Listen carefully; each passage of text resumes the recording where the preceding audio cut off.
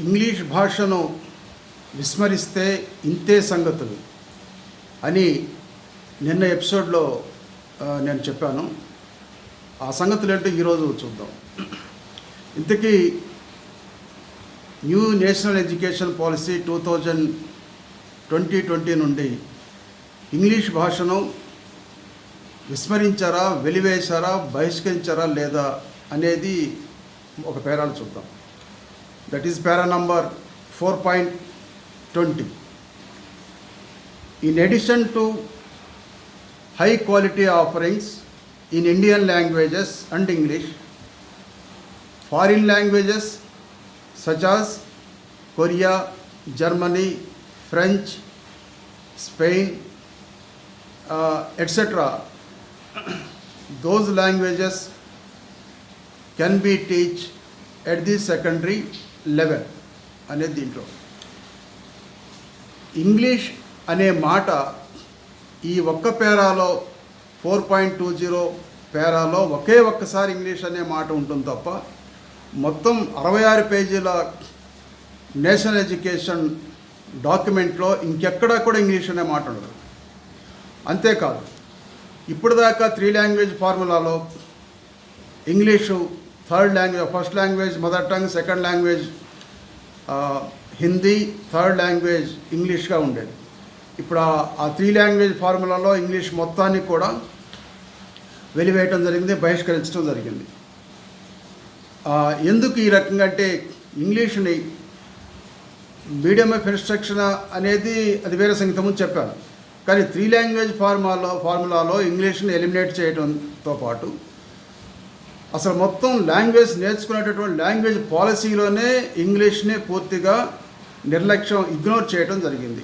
ఎందుకు ఈ రకంగా కేంద్ర ప్రభుత్వం విద్యాశాఖ వాళ్ళు చేశారు అనే దానికి సంబంధించి వారు చెప్పే కారణాల్లో గతం నుంచి కూడా ఉన్నది, ప్రచారంలో చేస్తున్నది కూడా, ఇంగ్లీష్ అనేది ఒక విదేశీ భాష, పరాయి భాష. అది మన సొంత భాష కాదు, మన భారతీయ భాష కాదు. ఇంతకాలం ఒక పరాయి భాష మన భారతదేశంలో విద్యా రంగంలో తిష్టవేసింది.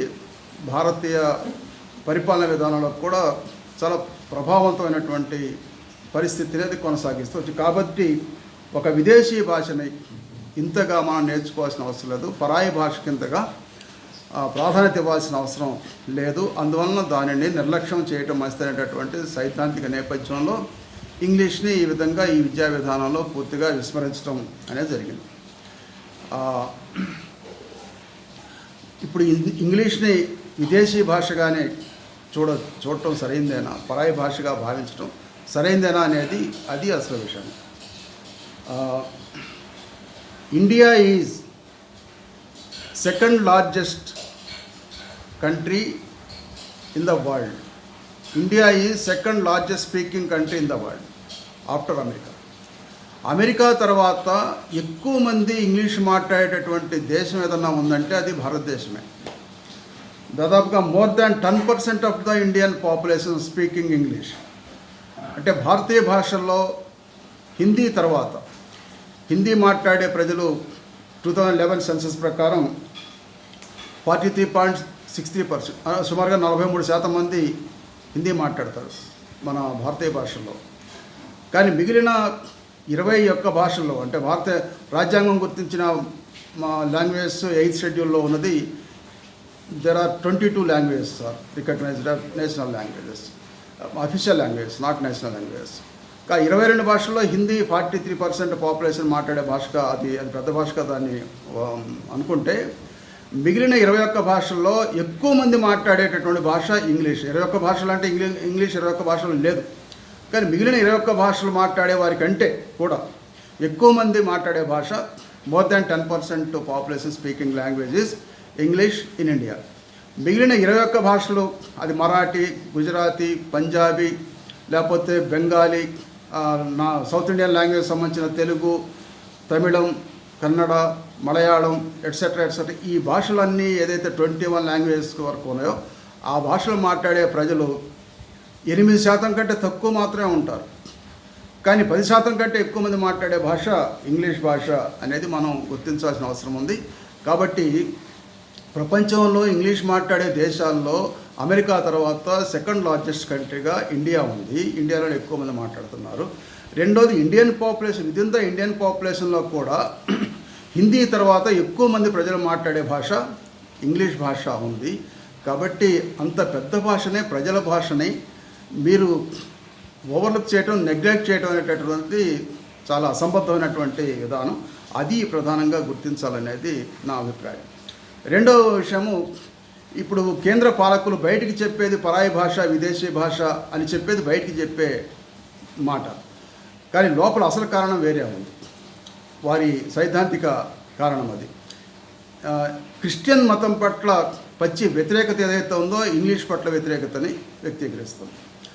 అంటే ఇప్పుడు English language Christian missionary schools ద్వారానే భారతదేశంలోకి ప్రవేశించిందని, అందువల్ల ఇంగ్లీష్ మతాన్ని ఇంగ్లీష్ భాషను ఎలిమినేట్ చేస్తే పరోక్షంగా క్రిస్టియన్ మతాన్ని కూడా నిర్మూలించవచ్చు అనేది ఇప్పుడు విదేశీ మన దేశంలో ఉన్న బీజేపీ పాలకుల వారి యొక్క వారి యొక్క మూలపీఠాలు ఆర్ఎస్ఎస్ వారి యొక్క అంచనా.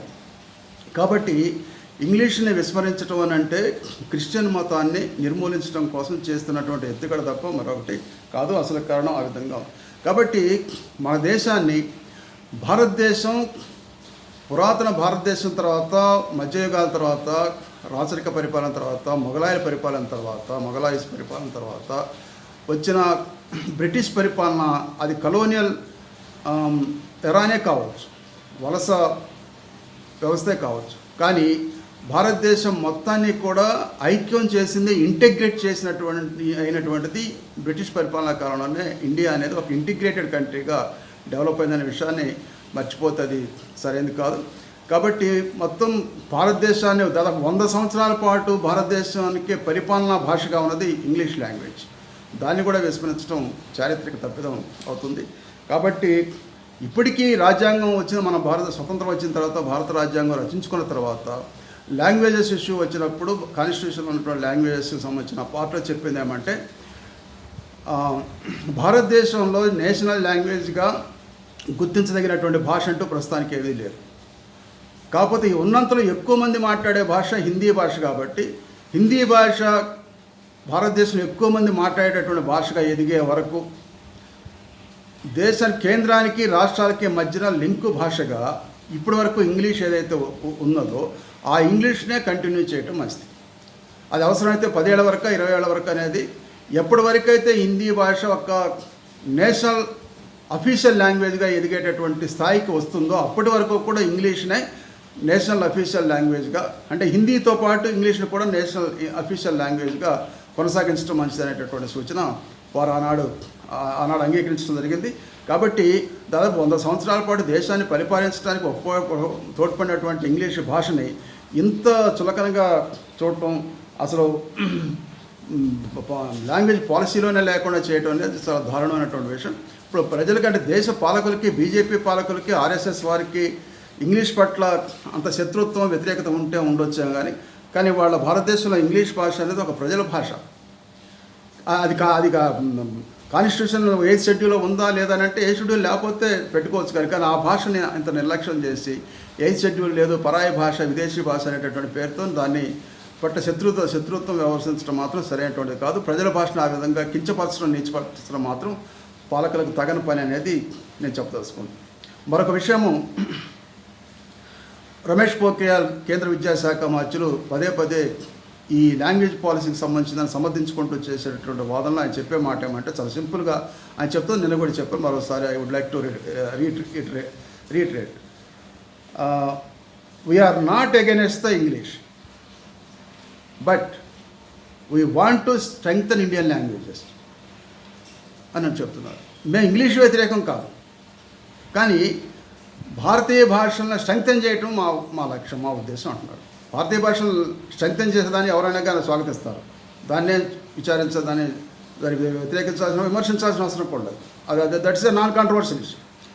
అదే సందర్భంలో వీఆర్ నాట్ అగైనెస్ట్ ఇంగ్లీష్ అని మీరు చెప్తుంది అబద్ధం కదా. మీరు ఇంగ్లీష్కి పచ్చి వ్యతిరేకం కదా. నాట్ అగైనెస్ట్ ఇంగ్లీష్ అనేటటువంటి మాట చెప్పడం అనేది అది అబద్ధం కదా.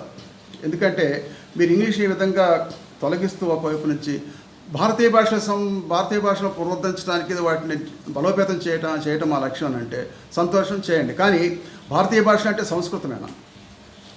మీరు చెప్పే సంస్కృతం అంటే త్రీ లాంగ్వేజ్ ఫార్ములాలో హిందీ సంస్కృతం ఒకటిగా ఉండాలని అంటే అంత ప్రాధాన్యత ఇవ్వాల్సిన అవసరం ఏంటి? 3 భాషలు ఒక రాష్ట్రంలో విద్యార్థులు నేర్చుకునే భాషలో 3 భాషల్లో సంస్కృతం ఉండాలా? సంస్కృతం పెద్ద భాష, సంస్కృతం అవసరమైన భాష. ఎందుకు ఆ భాషను మీకు అంత ప్రాధాన్యత ఇస్తున్నారు? అది మీ స్వార్థం కాదా? సంకుచిత దృక్పథం కాదా? కాబట్టి భారతీయ భాషలు అనేటటువంటి పేరుని అడ్డం పెట్టుకొని ఆ విధంగా ప్రజలను మభ్యపెట్టి సంస్కృత భాషకే పెద్దపీట వేస్తూ దేశంలో అన్ని భాషల కంటే అతి తక్కువ మంది మాట్లాడే భాష 0.00982%, 24,000 మంది మాత్రమే మాట్లాడే భాషని మీరు దేశంలోని 23 కోట్ల మంది బడి పిల్లలకి కూడా సంస్కృత భాషను నేర్పాలనుకోవడం దుస్సాహసం కాదా?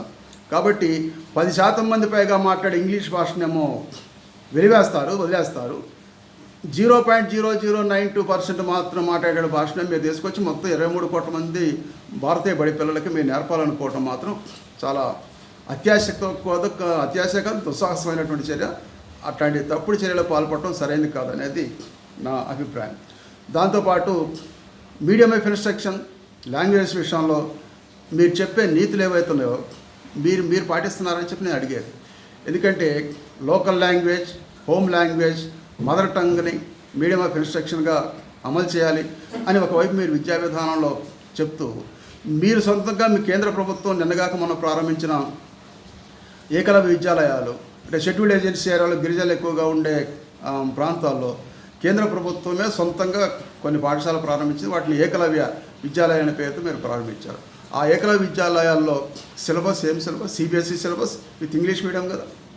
కాబట్టి మీరు గిరిజన ప్రాంతాల్లో గిరిజనుల కోసం అంటూ స్కూల్స్ ఏకలవ్య విద్యాలయాలు పెట్టి అక్కడ గిరిజన భాషల్ని మీడియం ఆఫ్ ఇన్స్ట్రక్షన్గా చేయకుండా ఇంటి భాషని, మాతృభాషని మీరు నెలకి వాటిని వదిలేసి ఇంగ్లీష్ని మీరు మీడియం ఆఫ్ ఇన్స్ట్రక్షన్గా నేర్పుతూ మీరు మరొక వైపు ఏమో విద్యా విధానంలో mother tongue, local language, home language, medium of ఇన్స్ట్రక్షన్గా ఉన్నటువంటి హితబోధ చేయటం దానికి దీనికి ఏ రకమైన పొంతన ఉందా? అంతేకాదు ఏకలవ్య విద్యాలయాలు అనే ఏకలవ్యుడి పేరు పెట్టారు. ఏకలవ్యుడు గిరిజనుడు, ఆయన విలువిద్యలో అర్జునుడు మించిపోయినటువంటి విలువిద్య పారంగతుడు. ఆయన్ని సహించకుండా మీరు ఆయన బొట్టనవేలుని మీరు బలి ఉన్నారు కదా. అట్లాంటి ఏకలవ్య విద్యాలయ పేరుతో పెట్టిన విద్యాలయాల్లో గిరిజనుల భాషను మీరు వదిలేసి గిరిజనుల భాషని చిన్న చూపు చూస్తూ ఇంగ్లీష్ భాషకే పెద్దపీట వేసి అక్కడ కూడా మీరు ఇంగ్లీష్ మీడియం ఇంప్లిమెంట్ చేస్తూ ఉండి మరొక వైపు ఏమో local language including tribal languages అనేటటువంటి నీతులు చెప్పడం ఎందుకని చెప్పి అది మీరు పునరాలోచన చేసుకోవాలని చెప్పి నేను వారిని కోరేది. అంతేకాదు సిబిఎస్ఈ అట్లాగే ఇంగ్లీష్ మీడియంతో పాటు ఈ ఏకలవ్య విద్యాలయాల్లో కరిక్యులర్, ఎక్స్ట్రా కరిక్యులర్ పేరుతో యాక్టివిటీస్ పేరుతోని సంస్కృతం నేర్పుతున్నారు, యోగా నేర్పుతున్నారు, ఇతర విషయాలు కొన్ని నేర్పుతున్నారు. కాబట్టి మీరు గిరిజన ప్రాంతంలో గిరిజనుల కోసం అంటూ గిరిజనుల అభివృద్ధి కోసం అంటూ ఏకలవ్య విద్యాలయాలు పెట్టేసి గిరిజనులకు సంబంధం లేనటువంటి గిరిజనుల భాష అయినటువంటి కనీసం మీరు ఎక్స్ట్రా కరిక్యులర్, కరిక్యులర్ యాక్టివిటీస్ అయినా కానీ కోయ భాషనో గోండు భాషనో నేర్పుతున్నామంటే దాన్ని అర్థం చేసుకోవచ్చు. గిరిజనులకు సంబంధం లేనటువంటి సంస్కృత భాషను వాళ్ళు తీసిపోయి వాళ్ళకి నడపటం గిరిజన బిడ్డలైన నడపటం అసలు. అందుకని ఇట్లాంటి స్వార్థపూరితమైనటువంటి చర్యలకు పాల్పడుతూ మీరు విద్యా విధానంలో ఈ రకంగా భాషల్ని నాశనం చేయటం మాత్రం కేంద్ర ప్రభుత్వానికి చాలా చాలా విడ్డూరమైనటువంటి పరిస్థితిగా మనం చెప్పుకోవాల్సిన అవసరం ఉంది. దాంతోపాటు వాళ్ళ English language is a representative to developed culture. అభివృద్ధి చెందిన సంస్కృతికి ప్రత్యేక ఇంగ్లీష్ భాష. At the same time Sanskrit is the representative to A backward culture. సంస్కృత భాష అనేది ఒక వెనుకబడినటువంటి సంస్కృతికి సంబంధించినటువంటి ప్రతినిధి సంస్కృత భాష. సంస్కృత భాష ప్రభావం అంతా కూడా ఎక్కడుంది? వైదిక యుగంలో ఉంది, వేదకాలంలో ఉంది. సంస్కృత భాష ఏనాడు ప్రజల భాష కాదు కదా, అది కొద్దిమందికి సంబంధించినటువంటి భాష తప్ప ఏనాడు ప్రజల భాష కాదు కదా, వేదకాలంలో కూడా ప్రజల భాష కాదు కదా. కాబట్టి ప్రజల భాష కానటువంటి అత్యంత మైనారిటీ లాంగ్వేజ్ని మీరు ఈ రకంగా పెద్దపీట వేసి దాన్ని భారతీయ విద్యా విధానం దానికి ఒక పెద్ద ప్రాధాన్యత ఇవ్వటం అనేది చాలా అన్యాయం.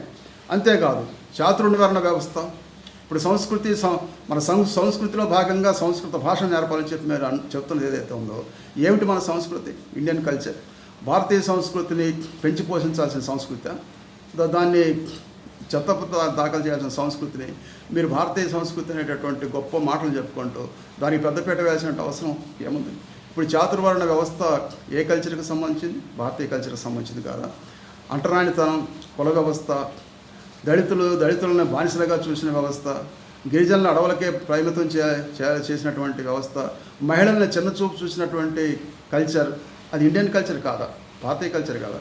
అట్లాంటి కల్చర్ మనకు అవసరమా? దాన్ని తిరిగి పునరుద్ధరించి దాన్ని పెంచి పోషించాల్సిన అవసరం ఏమైనా ఉందా? కాబట్టి మన సంస్కృతి పేరు చెప్పి సంస్కృత భాషని విద్యార్థులపైన రుద్దే ప్రయత్నం చేయటం మాత్రం సరైనది కాదు. ఆ విధంగా ఇంగ్లీష్ భాషని విస్మరించడం, వెలివేయటం, బహిష్కరించడం అనేటటువంటిది ఇండియాకే నష్టం, భారతీయ బిడ్డలకు నష్టం, మన దేశ ప్రగతికి అభివృద్ధికి అరిష్టం అనే విషయాన్ని కేంద్ర పాలకులు గుర్తించాలని చెప్పి నేను కోరేది. Therefore the language policy including elimination of English in National Education Policy 2020 should be rolled back.